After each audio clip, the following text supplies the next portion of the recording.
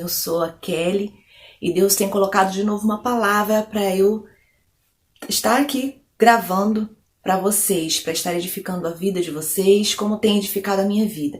Nós vamos refletir sobre Gênesis 37, sobre a história de um sonhador que foi José do Egito. Não sei se você conhece essa história. Está lá em Gênesis 37.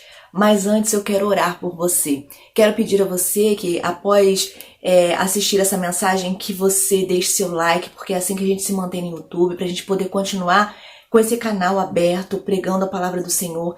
Desejo também que Deus edifique grandemente a sua vida. Se você quiser, nos comentários, pode deixar seu pedido de oração, que eu vou estar orando por você, tá bom? Vou orar. Senhor Deus Todo-Poderoso, muito obrigada por esse dia, um dia tão especial que o Senhor nos escolheu, um dia lindo. Pai, eu te peço que o Senhor Deus esteja entrando aí nesse lado, essa pessoa que está ouvindo essa palavra, Pai, cuidando da vida dela, suprindo as necessidades, acalmando o coração e a alma, Senhor, dando livramento, dando um refrigério para a alma, que o teu Santo Espírito convença da justiça, do pecado e do juízo, caso ainda não te conheça. Senhor, eu te peço, fala de forma poderosa através dessa palavra, em nome de Jesus. Amém. Esse texto, ele vai falar, como eu disse, de José. Era um rapaz que tinha 17 anos de idade, e esse rapaz, ele tinha uns sonhos. Quando ele contava esses sonhos para a família dele, para os irmãos dele, que eram mais velhos, os irmãos ficavam enciumados. Um dos sonhos foi o seguinte: José teve um sonho e quando contou a seus irmãos, eles passaram a odiá-lo ainda mais. Ouçam o sonho que tive, disse-lhes. Estávamos amarrando os feixes de trigo no campo, quando meu feixe se levantou e ficou em pé, e os seus feixes se ajuntaram ao redor do meu e se curvaram diante de mim. Vejam, José era o filho mais querido de seu pai, porque seu pai o tivera na velhice. E seus irmãos eram bem mais velhos que ele. Então seus irmãos tinham ciúme dele, inclusive por causa de alguns presentes que o pai dava para ele, como reflexão, como expressão do seu carinho, Então José era um menino especial, era um rapaz puro, era um rapaz feliz, ele não via maldade nas coisas, ele era alegre, ele tinha planos. E um dia ele sofreu uma emboscada. Ele sofreu uma emboscada por parte dos seus próprios irmãos. Veja, pessoas da família, pessoas de casa, pessoas que ele confiava, pessoas que ele não imaginava que ele poderia sofrer uma traição. Colocaram ele dentro de um poço, olharam ele de longe e disseram: vem ali o sonhador. Vamos vendê-lo como escravo, vamos matá-lo. E no plano de matar José, colocaram ele dentro de um poço. Depois eles mudaram os planos e venderam José como escravo. José, que era um menino praticamente mimado, querido em sua família, foi vendido como escravo. Foi parar no Egito, Ele foi parar no Egito e ele trabalhou em alguns lugares. Ele chegou a ficar preso, acusado injustamente. Ficou 10 anos numa prisão. E o que aconteceu com José foi o seguinte, que José nunca deixou de sonhar. José nunca deixou de confiar em Deus. José era um rapaz de Deus. Ele foi orientado dentro dos preceitos divinos. E José nunca se esqueceu de Deus. Em todos os momentos em que ele esteve, ele nunca se esqueceu de Deus. E quando ele esteve na prisão, ele foi tentado de várias formas a desistir. Ele poderia ter morrido na prisão. Mas mesmo assim, lá na prisão, José se destacou. Mesmo em momentos de dificuldades, José se destacou. Ele se ofereceu para ajudar o carcereiro no controle com os outros presos, aconselhando os outros presos. Ele tinha sonhos, e esses sonhos eram avisos de Deus sobre o que ia acontecer naquela região onde ele estava. E um dia ele foi chamado para interpretar o sonho de Faraó. E Deus deu a interpretação desse sonho. A partir de então, Deus mudou a vida de José. José deixou de ser um preso e José subiu para o posto de governador de uma província. O que a gente pode aprender com essa história? é que talvez os seus sonhos, eles foram sufocados pelas dificuldades, pelas lutas da vida.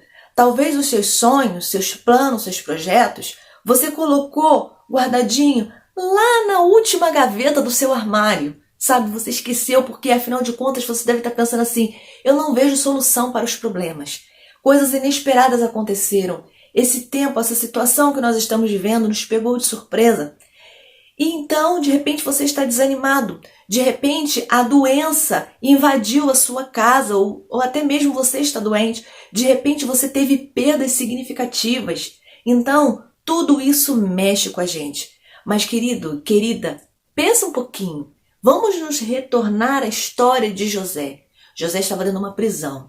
Uma prisão, naquele tempo, naquelas civilizações, naquela época, não eram como as prisões de hoje. Não tinha lugar para as pessoas fazerem suas necessidades fisiológicas.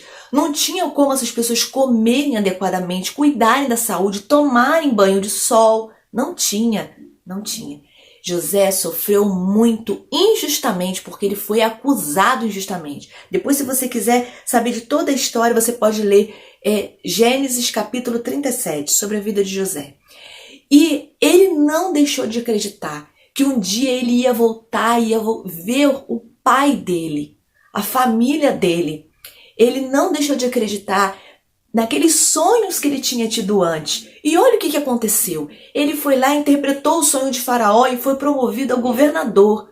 E depois, José passou por toda essa situação, por toda essa humilhação. Depois Deus honrou ele. E o que aconteceu mais tarde foi que a cidade onde morava a família dele veio a passar grande fome.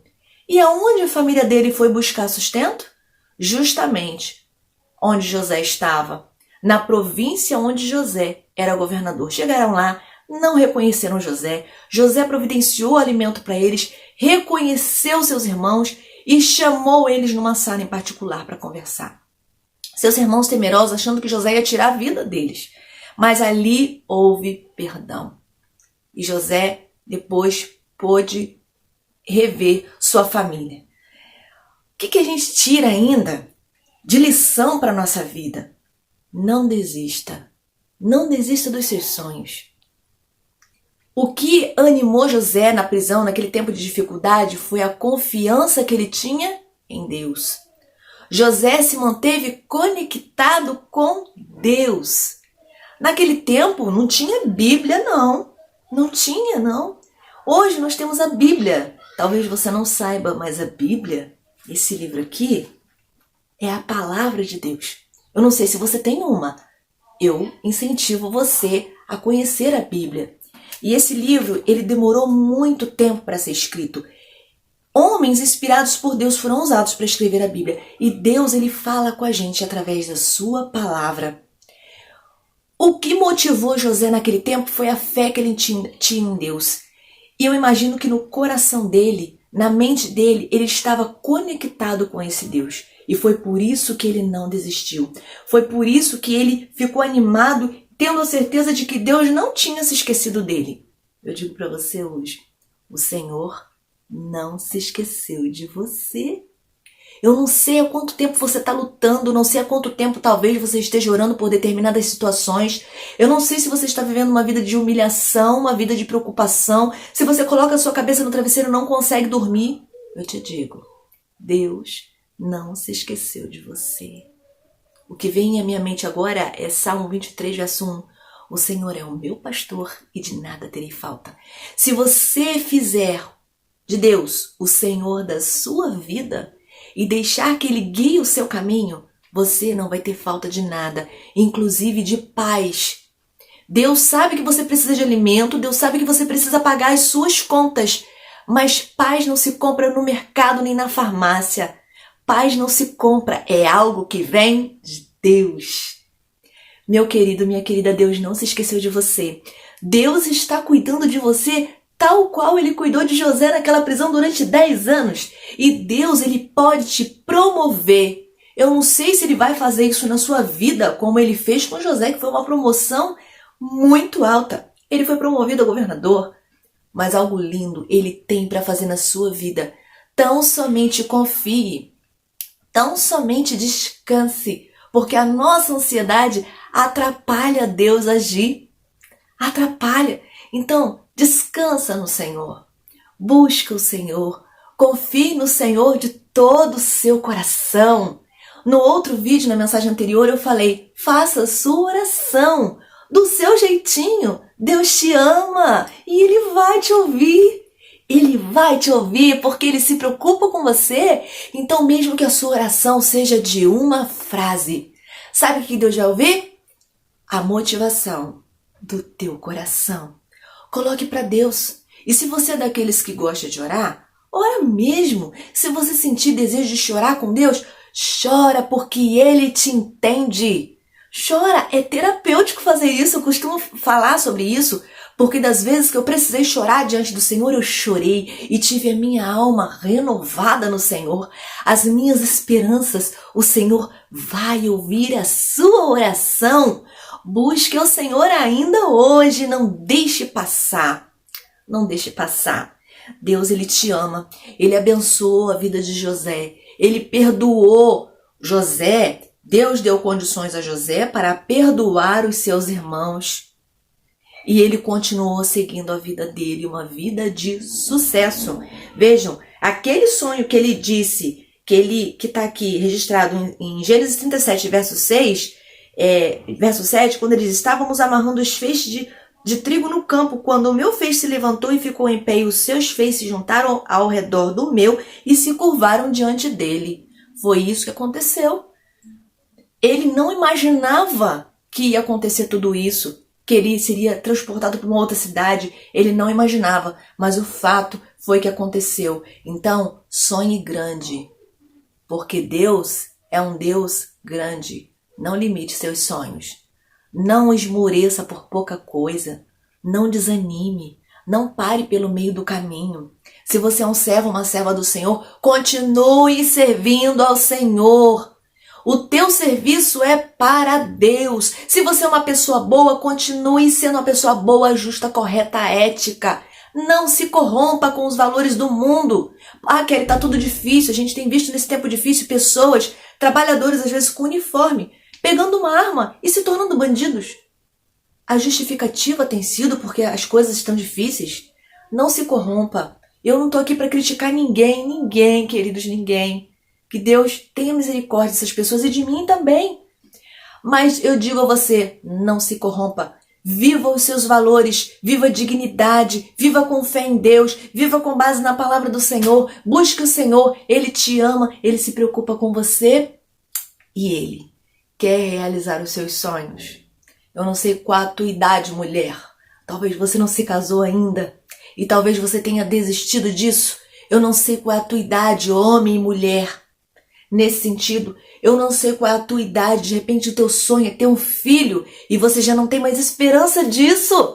Você conhece a história de Ana que está na Bíblia? Procura conhecer, uma história linda.